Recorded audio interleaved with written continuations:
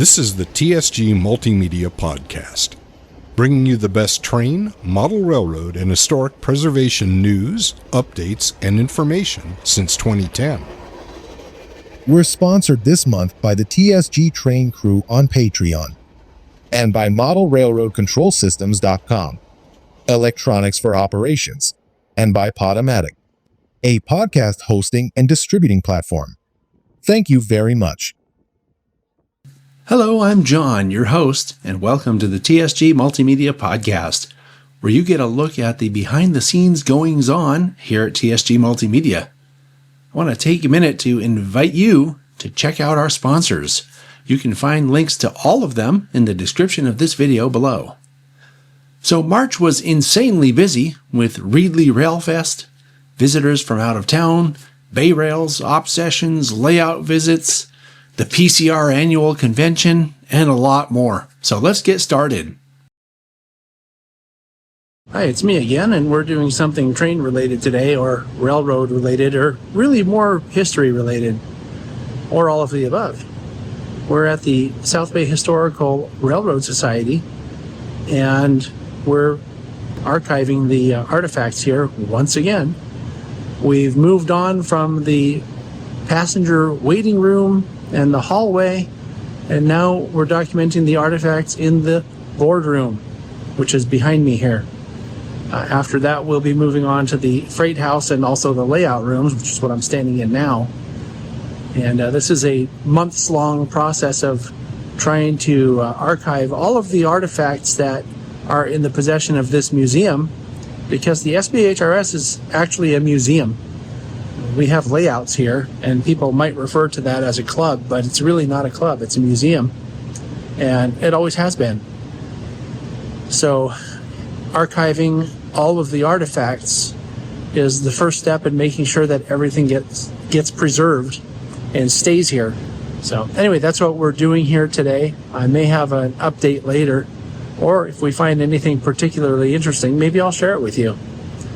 But something else I'll mention, since this podcast is going to be out the first weekend of April, and that is today, which is Saturday when this podcast is released, and tomorrow, here at the SBHRS, we're having our spring open house. And the open house is an event where you can come buy stuff, you can come see the layouts. The members bring all their best trains to run for the open houses. We also have a private rail car out on the side of the depot here that has a bunch of artifacts, and it's just a really cool piece of history. And the library is open, the interlocking tower is open, all of this stuff is open for the open houses. So be sure this weekend, when you're watching this podcast, to come to the SBHRS open house and have a great time, because there's so much to look at, so much history to explore here, that it's a great thing, especially for families. So anyway, that's it for now. Like I said before, if I find anything particularly interesting in our artifacts that we're archiving today, I'll point them out to you. Otherwise, I'll see you on the next podcast update. Okay, so we're just wrapping up here. We got another room done. Another couple or maybe a few hour session here. And we're making plans now to come back and continue the work next time. Hi, we did something sort of train related today. We came down to the Santa Clara Depot again, and Sydney had to take some pictures for some PR that she's doing here. The other cool thing was today I ran into a bunch of people I haven't seen for a while, and one of our regular contributors to Catch of the Month, Benjamin Harp, had this really cool California Zephyr train running, and he was telling me how it's like 20 years old, and it's something that his dad had been working on collecting. Really nice train, and thanks, Ben, for sharing with me. Anyway, that's it from the SBHRS / Santa Clara Caltrain Station / Santa Clara Depot, and we'll be back with the next update when it happens.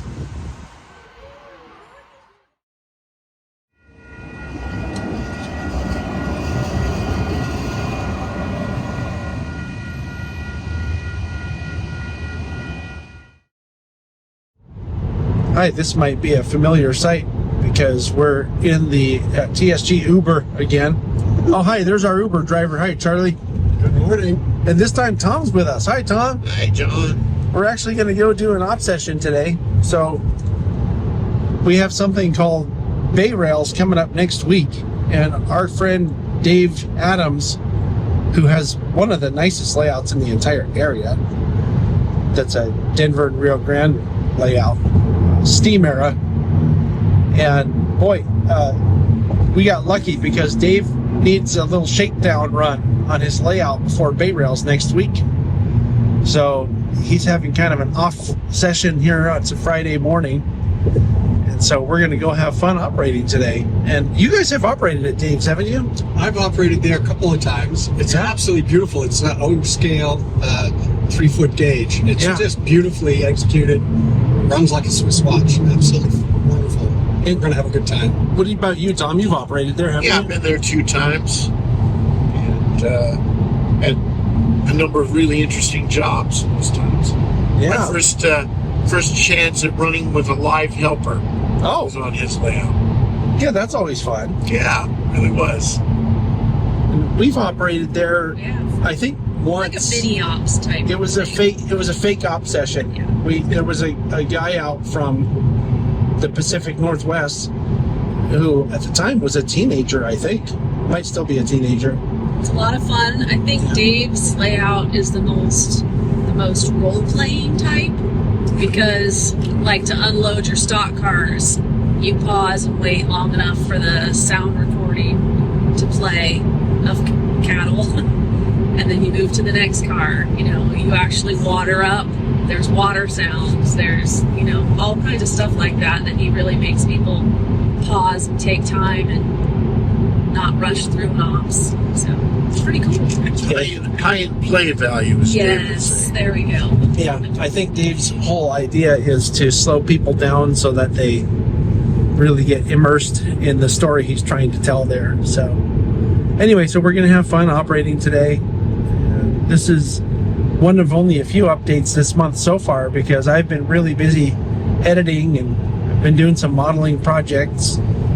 And so it's a lot of stuff that doesn't really lend itself toward podcast updates. So anyway, we're having fun and let's go do it. Depending on the type of decoder as decoder functions, you'll also have a locomotive card that basically says what decoder is in there and it repeats all the functions on the locomotive card. This is whistle signals if you need them. The inside has got a linearized timetable for the run that you're going to make. Hey, Charlie, what job did you get saddled with? I'm the yard master today. Oh, well, that'll be fun. Well, hopefully you'll get some trains. That's the whole idea, I guess, right? Well, I'm just trying to figure out what we got. So Yeah. This shouldn't be too bad. We're going to be busy this morning. Yeah. And this is the yard he'll be working here, the Chama yard. And if you've ever been to the real Chama, it looks just like it. I have not. But my wife wants very much to take a road tour to China, so we may do that soon. As a matter of fact, I may go over there and point to the place on the layout where I saw Dave in Chama when I was there. The only time I've been there. Cool. Yeah. Well, this is beautiful. This is so beautifully laid out. This is going to be great. Yeah. I did a full layout tour video of this layout that you can see on the channel here. I'll link. I watched it already. I'll link it. I'll link it in the description of the podcast here. One of the great things about Dave's layout is it's ON3, so the equipment is big and it runs really well. Dave's like the professional tinkerer. That's all I know. That's right. This is. Okay. Oh, actually, no. You are a second-class trainer. Yes.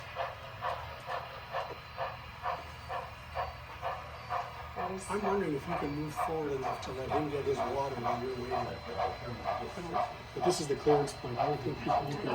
I'll try, but I don't think so. This is one of the most amazing things on this layout, and sadly, it was not here when we did the layout tour.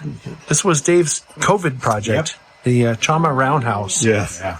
And it's super detailed. He put this plexiglass roof on it so you could see inside. You got your water? It's just really amazing. And you're going to head out. I'm already on my second job this morning. The first one was a real simple one. I just had to take a train to the yard out of staging. This one's actually going over the road.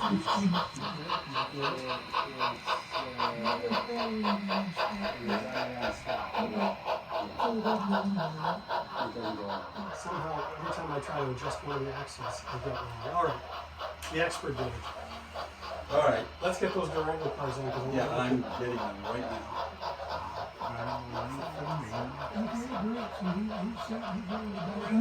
Save batteries for after lunch. Well, it's already time for lunch. Thank you. Stay safe. So this is after lunch. We're back at it. Just finishing up the job that I started before lunch. And boy, this equipment runs so well. Dave's a real craftsman. So this is a bit later yet, and I'm still working this second job. But I had a lot of work up in a place called Durlin. Oh, this is the Durlin branch, so there should be work in Durlin, right? And this part of my job is just picking up some freight on the way back down the mountain in a place called Corumba, which I think is Dave's replacement for Cumbres. I don't know that, but I'm guessing. 250, right?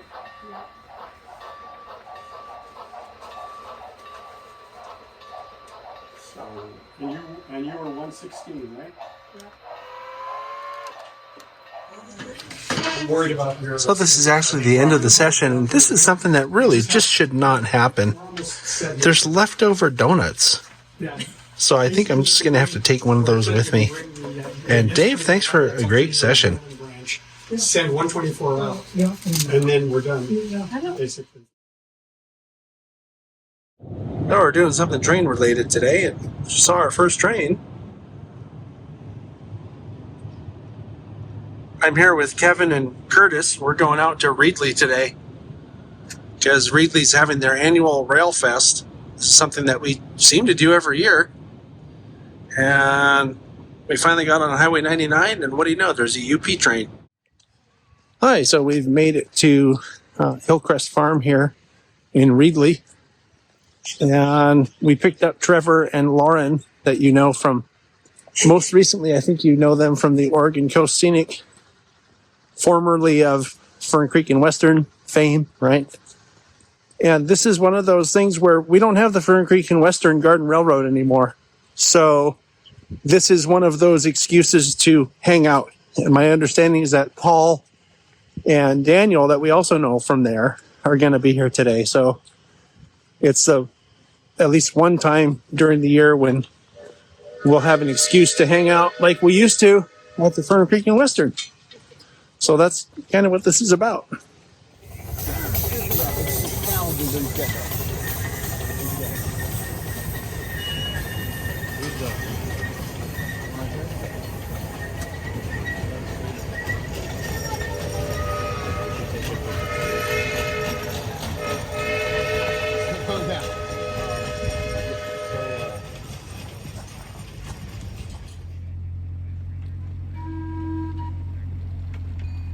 So this is a while later, and already have run into probably 10 or 15 people that I know here.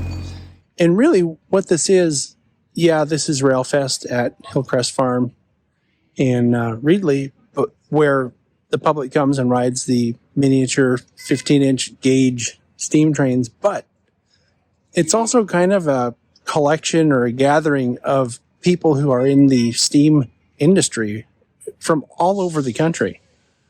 So, for example, there are people here from the Durango and Silverton. There are people here from Sacramento. There are people here from Oregon. As a matter of fact, we picked up the people from Oregon. That was Trevor and Lauren, right from the OCSR now. And so it's really it's like an event where all these people come together and have fun playing with the small trains.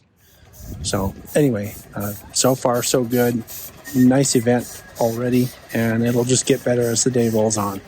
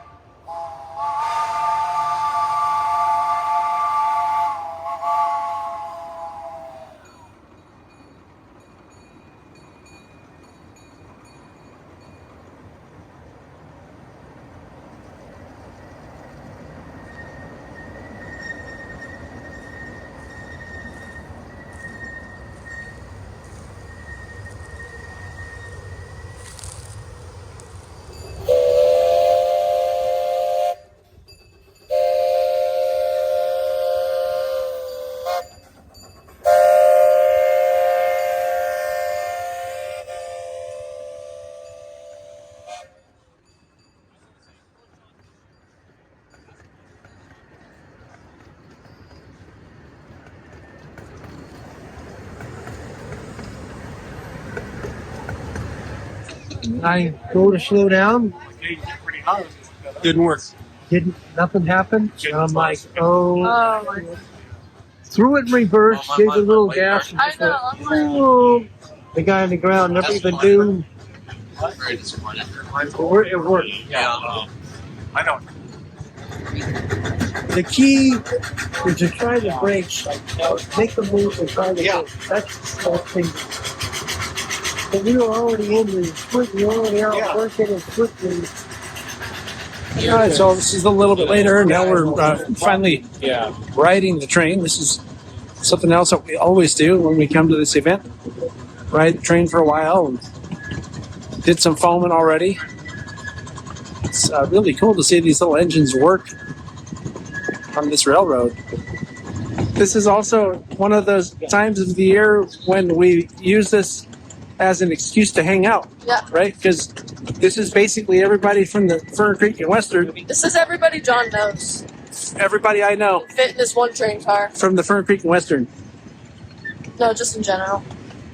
And she didn't fangirl me. I was so disappointed that Lauren did not fangirl me.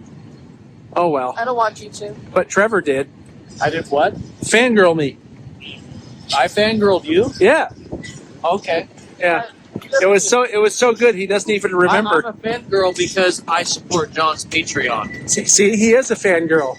So if you don't want to be a fangirl, don't support me. If you don't want to be a fangirl, you must send Patreon. All right.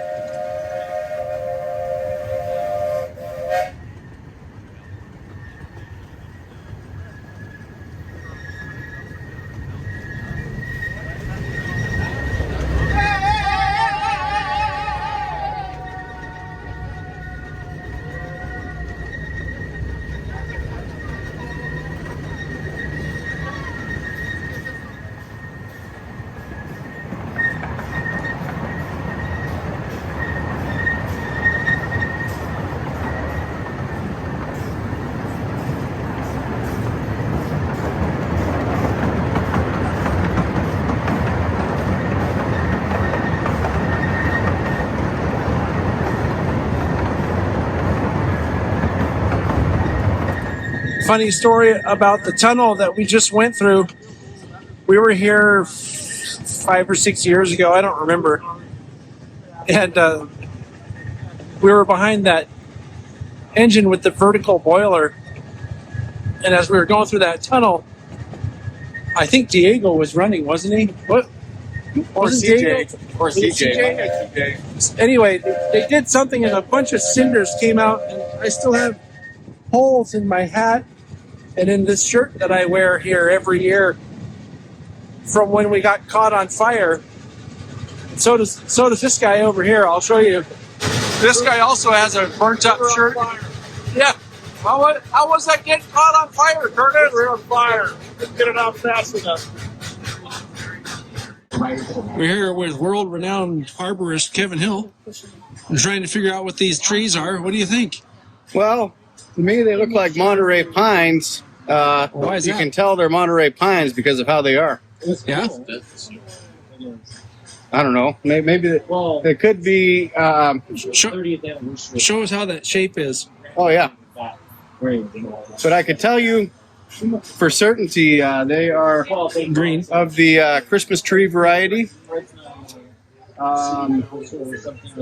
Yeah, definitely green. Conifers. Pine tree of some sort? Pine of some kind. That rhymes. You like that? Yeah, that one right there don't look too happy. That was kind of... The red one with the white top? Yeah, that's not really ideal. Let's see what's going on with that one. That looks like a very sad tree. That's the one that set us on fire.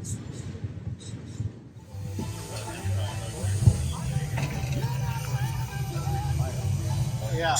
At the end of this event, they usually play, and that consists of putting a bunch of engines all together and running a super long train.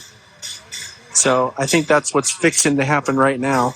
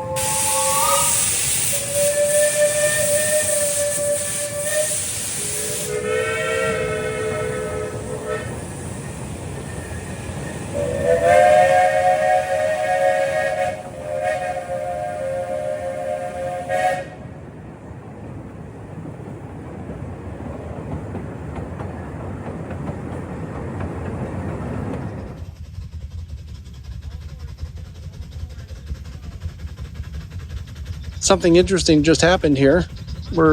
Kevin and I are over here foaming the train, and just 2 locomotives came around the corner. So the rest of the train is somewhere out there with the other 2 locomotives on the head end, probably waiting for one of the locomotives that we just saw go by to come back and rescue them. Hopefully they'll have enough power. They're coming back now. Oh, they're coming back just now, he says.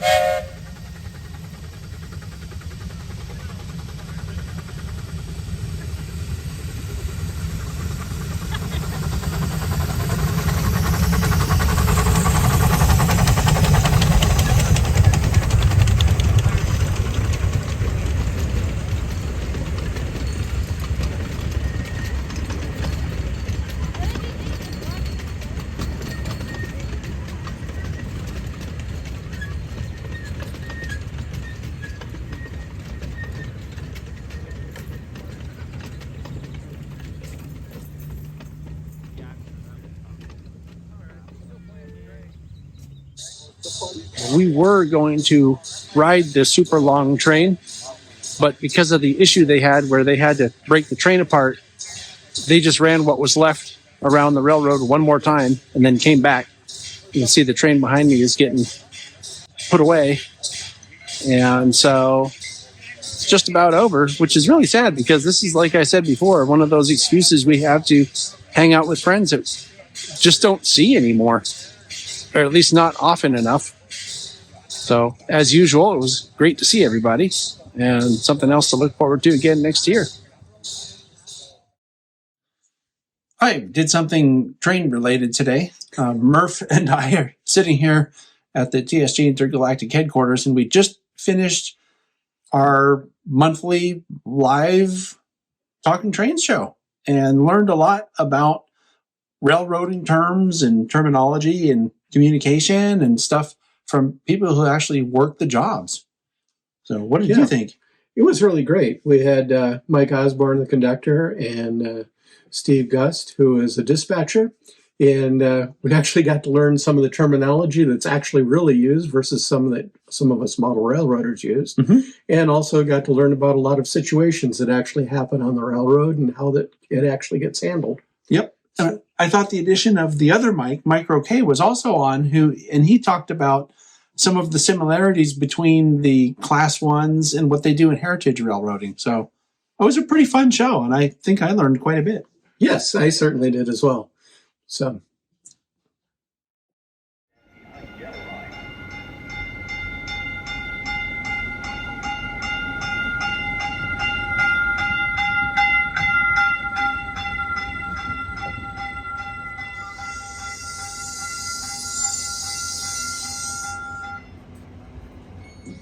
We're taking Caltrain up to South San Francisco to go see our friends John and Cindy Petrovitz. You might recall John has that gorgeous N-scale layout, and that's part of the reason why we're going. I'll provide you with more details later. Just had an opportunity to take a shot of the train's reflection in those buildings.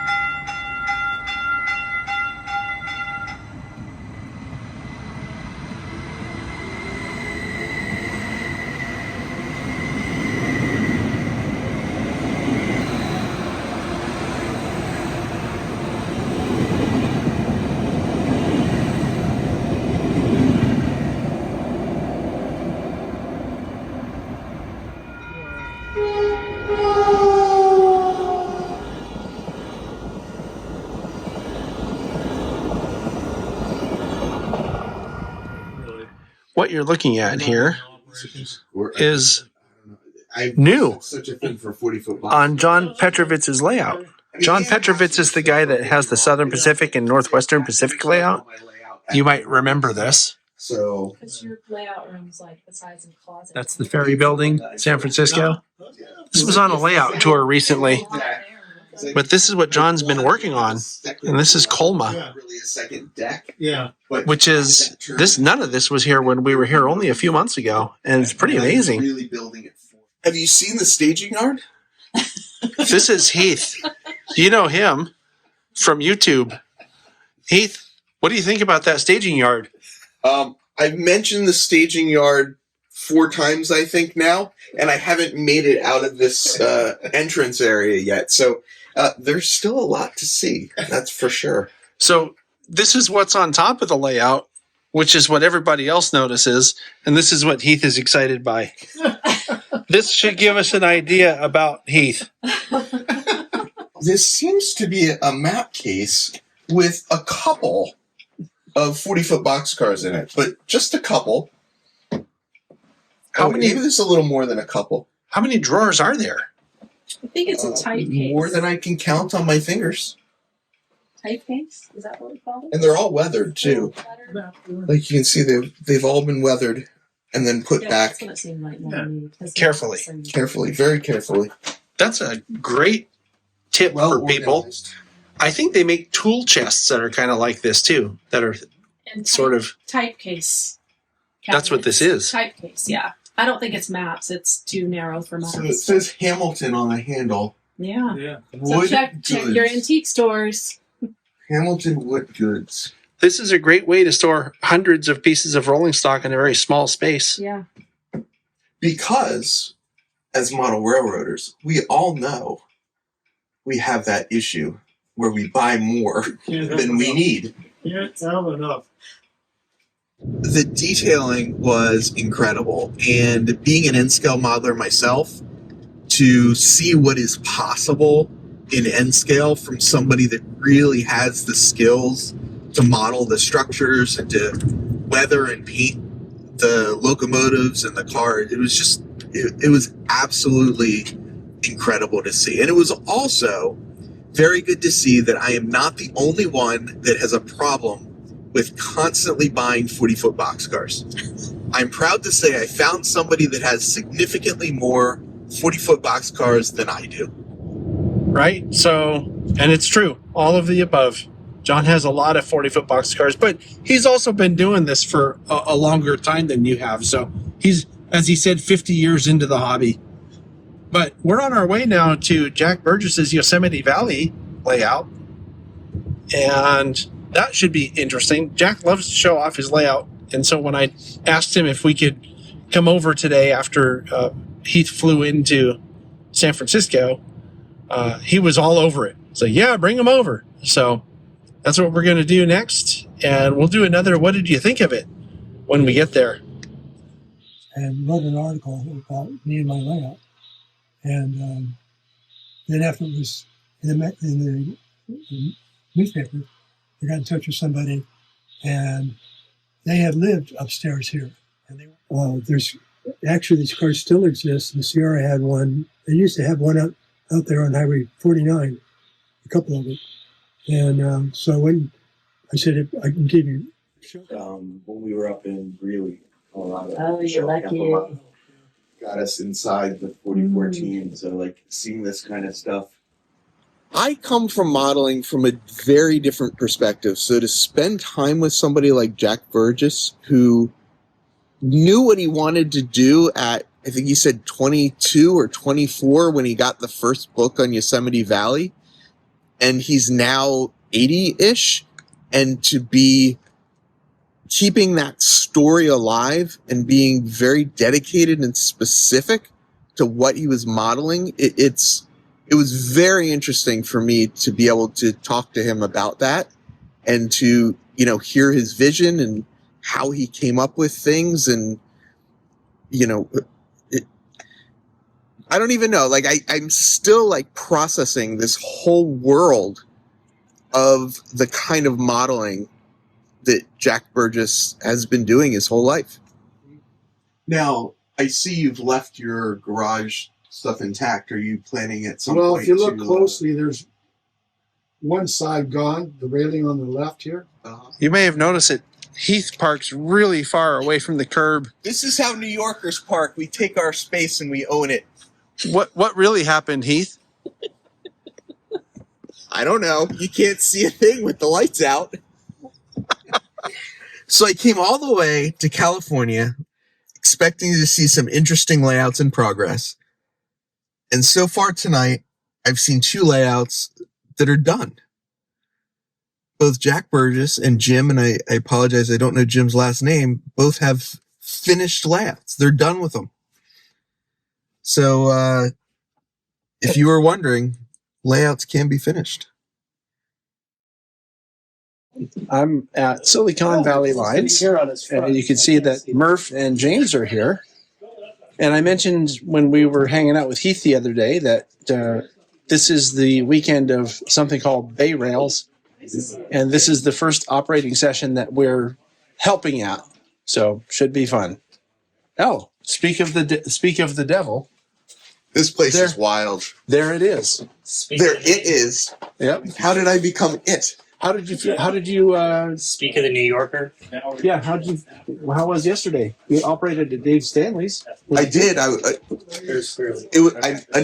modeler that says his layout is complete. Oh, really? That's 3 now. I actually we have a whole bunch like of wild. I actually ran a yardmaster job, which was my first time technically as a yardmaster. It was a footboard job.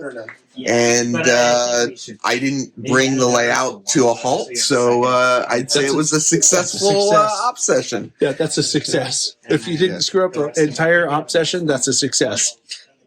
We have a couple. We have some staging yards, Bakersfield, Jasper. So the session is underway, and people are picking up their jobs down the hallway here from where I'm standing. And I've never been to this event, but I have been to op sessions here at Silicon Valley Lines. So it should be interesting to see how other people do and what other people do. But it seems everyone seems to be happy. Donuts might have something to do with that. In school? Or Jericho or Jacksonville. So you have authority through to Jasper. So Jasper is right here. This one's spent a lot of time looking at. That particular one there.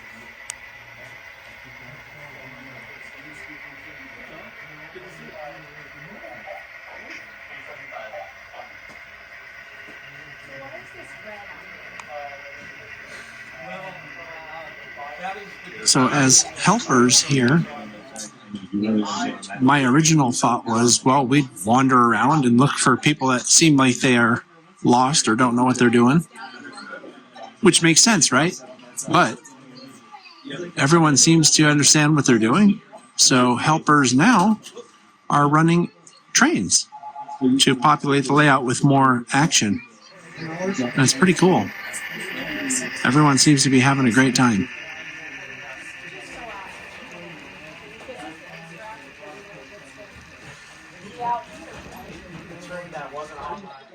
This is always something that cracks me up, that these guys made TSG into vandals at this warehouse.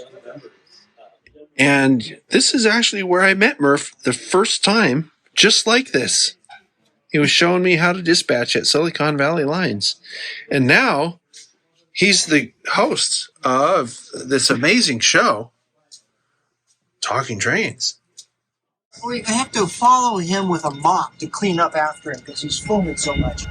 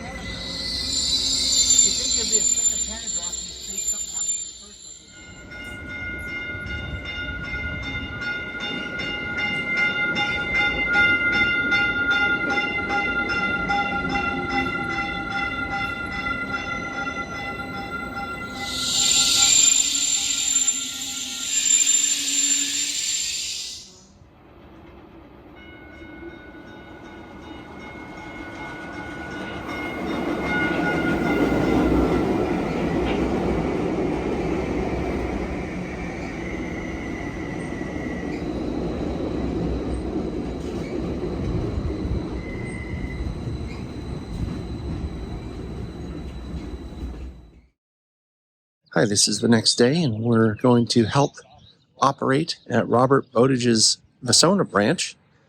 This is a steam-era Southern Pacific layout, and we've been here before, actually. This is the layout you may recall if you watch this channel a lot that has an interlocking with actual little levers that you have to manipulate. It's a really cool feature on the layout. So anyway, this is, I guess, day 2 or day 3 of bay rails, and we're going to have some fun. Boxcars and reefers go here, and if there's a tank car, it goes here because that's where the oil tank was. The oil tank there was. We gotta do a bunch of shuffling, so let's just go by and see what happens. Go find out what we have at the road. Yeah. To be fair, Campbell's not a bad place to be stuck. No.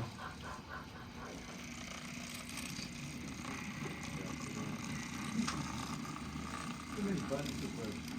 That's hardly any button on these. Yeah, it should be you all. Oh, small ones. We actually ended up doing 3 jobs today and just finished the last one. Robert has a switch list set up here that is a little bit difficult at first, but I found after we've done it a few times, it's easier to keep track of where things go. And I think out of all 3 jobs that we did today, there was only one sort of mess up where I missed a car that we were supposed to pick up. I think I did. So it worked out really well, actually. And this is a really fun layout. The jobs are very interesting. So thanks, Robert. And yeah, it seems like everybody here had a great time. This should be kind of a familiar scene.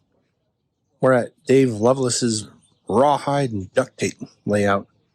And this is the last official day, I guess, of Bay Rails, where they're having what they call extra sessions. And Dave Loveless is kind of on the outskirts of people on the way headed south to go home.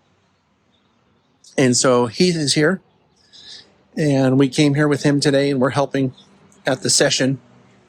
But that's what we're doing today. I'll probably have some updates from inside. But first, I have some important business to take care of. Got to finish this. Oh, I love it. Sound effects. I love it. This is one of the cool things about these invitational things is that people from all over come to your area to operate, and you'll see people that maybe you know from other places. So Dean decided he wanted to have me help him so we could hang out and catch up. So here we are hanging out and catching up. And he's actually the boss. I'm just following his directions. I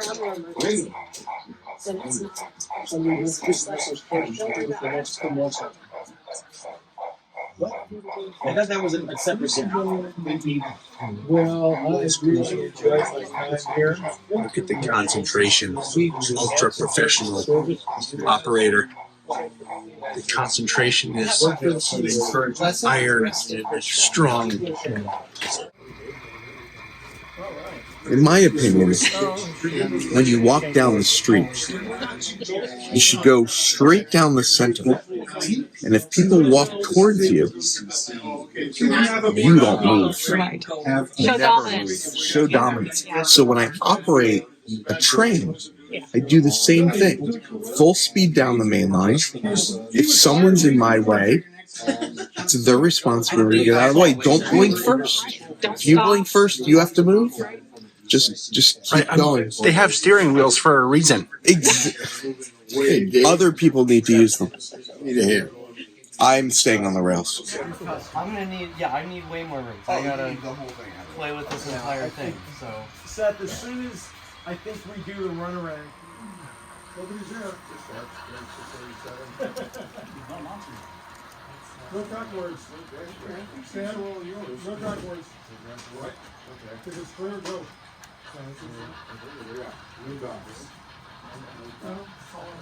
Let's say get the true frame against the blocks refrigerator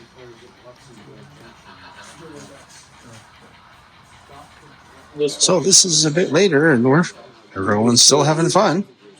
I haven't seen any fists yet, or fights or anything. So we're about to have a 3-way meet here in Castroville. Should be interesting. I'm running this beat train. To the house. And we have 2 trains meeting right now. Pretty cool. Lots of fun going on here. Well, this worked out well. Dave just gave us the 1-minute warning. And this is the last step that I have to take in order to finish the job I was just on.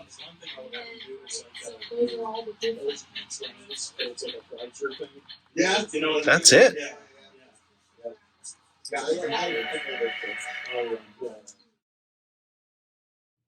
Hi, this is a couple days later, and I just realized I forgot to check in with you yesterday. Good morning. We arrived in San Luis Obispo yesterday here at the Embassy Suites where the PCR Convention is being held.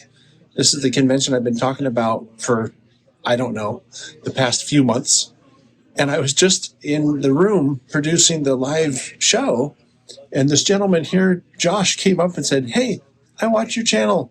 So, Josh, this is, you never know who you might run into. And this is Josh Clements, and you've been watching the channel for how long, do you know? Oh, it's been a few years, yes, for sure. Been watching the channel for a few years, and I asked him if he wanted to be famous. So we're doing a you never know who you might run into. Yeah, this is my opportunity to be famous. And I came down because a friend of mine, Walter Mizuno, was helping out with the convention, and he invited me, but it was also an opportunity to connect with some people that I feel like I know from online, but I haven't actually met. And then I actually brought my dad down too, so we could spend time together. So it's cool. It's a really neat event to connect with people I know and people that I feel like I know but haven't actually met. Yes. Am I one of them? Yeah, you're one of them for sure. Imagine that.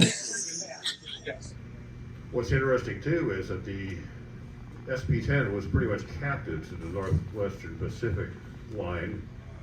And those are inexpensive and they work quite well for our purposes. Hi, this is a bit later, and we're at lunchtime on day 1 of the PCR convention. Not looking too tired yet. That'll be day 3 probably. But it's going pretty well. Everything's working as expected generally. The clinics are pretty good. And the people, most important things, that the people online are having a good time. That's what this is all about. Doing the virtual event is for the people who can't be here. And we have seen, I think, about 30 people from out of the state, out of our 70 or 80 or whatever that have signed up for this virtual event. So if you're ever considering doing a virtual event for your region or division or whatever, and you do it right, just know that you're going to have a lot of people from other places coming, which means it's bonus, right? They weren't going to be in your in-person event, but there they are at your virtual event, which is good. So anyway, that's it for now, and we'll have more updates later from the PCR convention. You'll never know who you might run into. 3 inches at 300 dpi is a 900 dpi in wide bit image. It's a bit later now, and we just had the afternoon bonus clinic here in the virtual room, and it was a really interesting clinic about using PowerPoint, you know, the thing everybody uses for presentations, using PowerPoint to do things for model railroad. And this was done by our friend Phil, who's probably going to come on the channel and do it for us here sometime in the near future. It's a really, really good presentation, and he thinks outside the box, which is one of the things I always enjoy about listening to Phil's ideas. So anyway, that's it for now, and we still have to do an evening session if we hopefully try to find some food. Hi, this is the next morning, and I should look pretty tired because I am, but I'm here, and we're getting ready for day 2 of the clinics at the convention. Everything seems to be working. Famous last words. And we'll see how it goes. I'll be back with more updates soon. Hi, I'm Mike Osborne, use number 24 for a TSG Multimedia hat. You don't need to comb your hair. Thank you very much. Have a good day. In addition to the sectional portion of the layout, there's a 9mm gauge loop representing the Southern Pacific and a multi-gauge test track shelf suspended from the shelf brackets under the sectional layout with Hi, this is a bit later, and we've finished the morning session. We had some really good clinics this morning, and more people are showing up that we know, because this is kind of like, the beginning of the weekend on Friday. So, yeah, good clinics. Everything's working well. And one of the things I think I've mentioned as we were promoting this event for the past few months is that we're actually recording the clinic content so that all the attendees here will have access to that for like the next 4 weeks once it gets up on the site that it's going to be at. So that's it for now, and we'll have more updates later from the PCR convention. Because the front end is raised. Now also, here is a uniformed attendant. There's another one here somewhere that I've lost. There are other spares that you haven't. So what we've looked at so far, most of the turnouts. We just finished our 13 and a half or whatever, 16 hour, 24 hour, 27 hour day. And so I'm headed back up to go to sleep. But it was another day full of really good clinics and just content. And yeah, great time. So last update for the day. I'll see you tomorrow. Hi, this is day 3 officially of the convention and the last day of doing clinic content production here. We have our table set up with all the stuff and cameras up here, and we're just getting ready to go. Yep. Sounds like fun, doesn't it? So you're getting rid of the non-exact replica. That's going to be a separate category. Where's it going? It's not going. It's going to be in my talk. Yeah. Okay. So I'm taking this out. What you're saying is take that out. Right. And then song and dance. Oh, very good. And then the last one is. Knowing you know that. TV5 still in? What is the last one? What am I? Fellowship education, and that's a major bullet Correct. point. So I can do that. Oh yeah, I want to talk to you. And it's going to be called. How many Rawhide and duct tape operators does it take to use a computer? 7. But 1, 2, 3. Hello. We got to get our tune together. Mm-hmm. Hello. Hello. Our friends Dave and Tom and Charlie are about to give their presentation. This is something that we've been looking to for quite some time. Although I have to say they have a strange character on their presentation right there behind Charlie.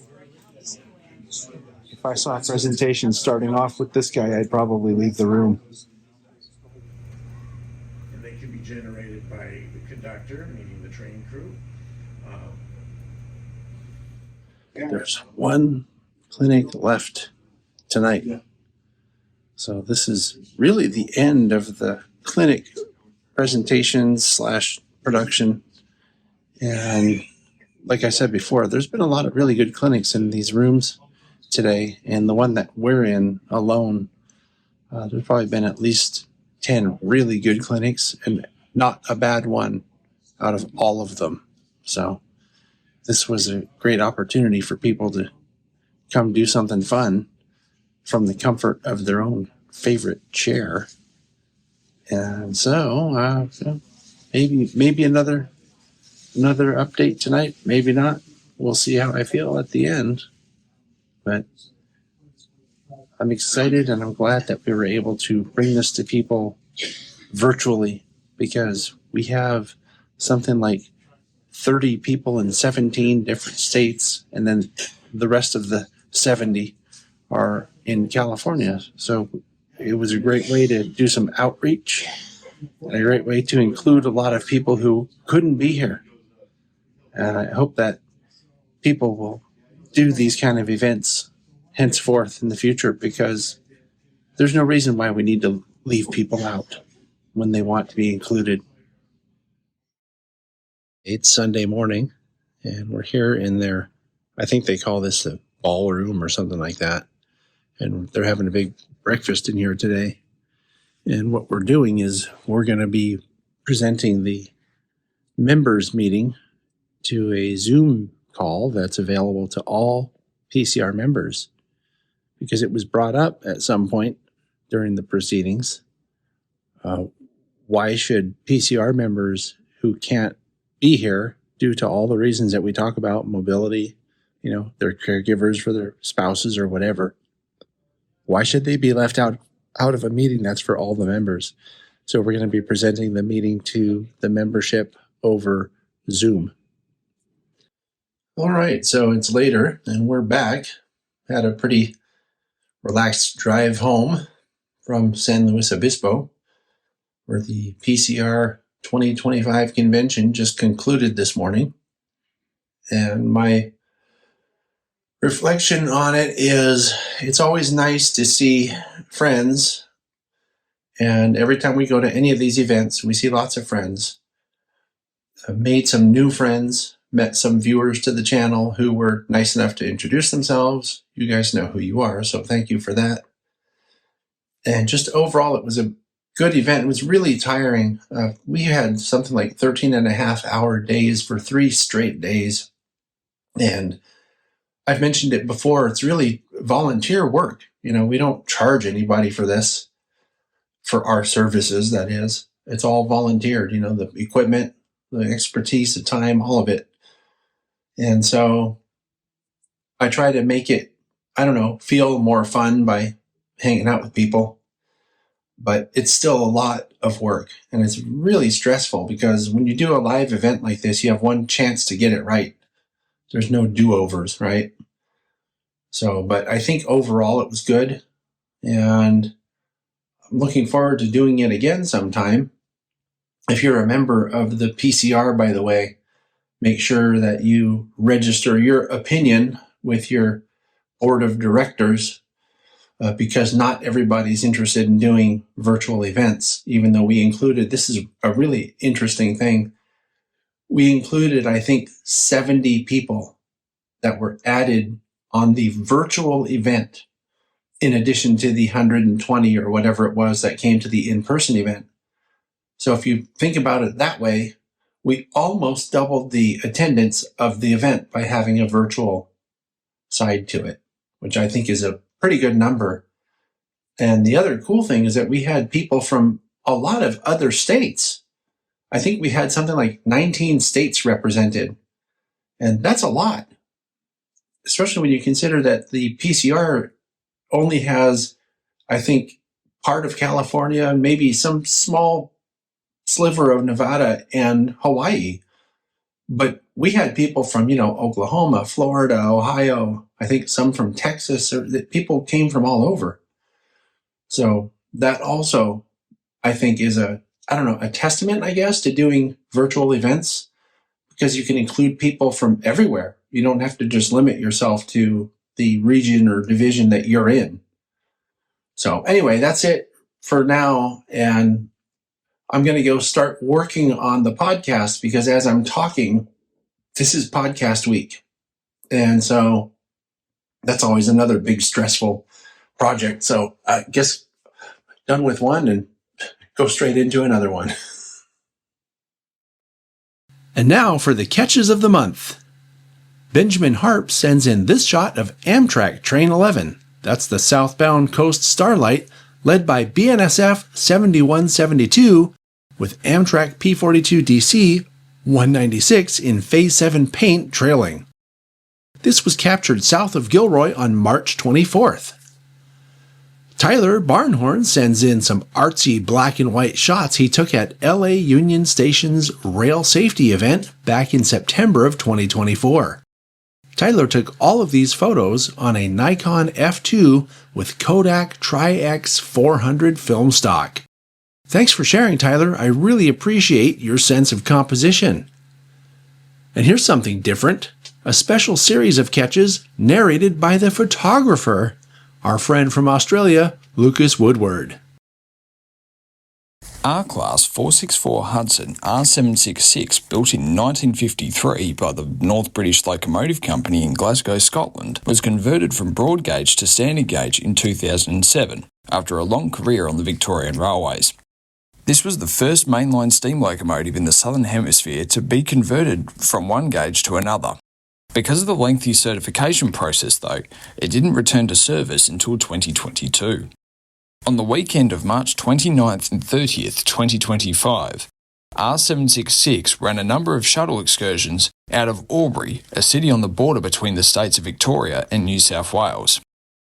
The first photo is of R766 departing Albury for Gerodgery siding. The second photo is of R766 passing the north end of Tabletop siding on the same trip. The third photo is of the second shuttle of the weekend, approaching the Racecourse Road overbridge north of Albury. The fourth photo is at Albury Station itself, as the R-Class engine is swarmed by happy passengers after the third trip. On Sunday, March 30th, R766 did 3 more trips to Gerodgery. This first photo is of R766 with the spectacular Albury Station in the background. The sight of a Victorian engine at Platform 1 at this station has never been seen prior to this weekend. This was because the Victorian Railways and New South Wales Government Railways interchanged here between the broad and standard gauge. The next photo is of the same train near the Bounder Creek Bridge, along the only downhill stretch of the track on the northbound run to Gerodgery. The following photo is a few minutes later, now in the Gerodgery Loop. R766 passes under the Five Mates Bridge as it works hard up the last climb to the turnaround point. The next photo is on the second last shuttle out of Albury for the weekend, as R766 is halfway up the long climb to Tabletop. Next up is R766 approaching the south end of Gerodgery siding on the same trip after a very spirited run. The next photo is R766 racing underneath the Wagga Highway Bridge near Edamoga on the final shuttle trip of the weekend. The final photo is of R766 passing through the Rock on the transfer back to Junee, with Diesel's 852 and 42101 assisting. The train would spend the week in Junee before doing more trips in southern New South Wales the following weekend. Thanks for sharing, Lucas, and giving us the down under experience with the proper pronunciation of all those unusual names that I definitely would have butchered. If you have a train or model catch you'd like to share, please email it to podcast@tsgmultimedia.com. Be sure you own the shots and include the what's, whens, and wheres of the shots you send in. Before I go, I want to invite you to the South Bay Historical Railroad Society's Spring Open House event. It's going on right now, and you're invited to come see what the SBHRS has to offer. It's going on today from 10 until 5, and then tomorrow from 10 until 4. Thank you so much for joining us this month, and hey, if you enjoy this content, come to patreon.com/TSG Multimedia and join the TSG train crew. The crew gets behind-the-scenes info and more every month. It's as little as $2 a month, and every bit helps us out a lot. Once again, that's patreon.com/TSG Multimedia. Hope to see you soon on the crew. Thanks so much for watching and listening, and I'll see you next time.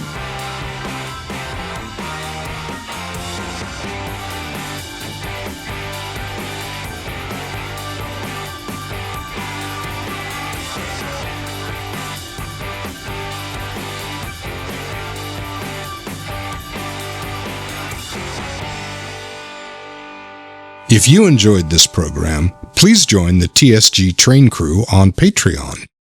TSG Train Crew members get behind-the-scenes access and ad-free sneak previews in 4K ultra-high definition.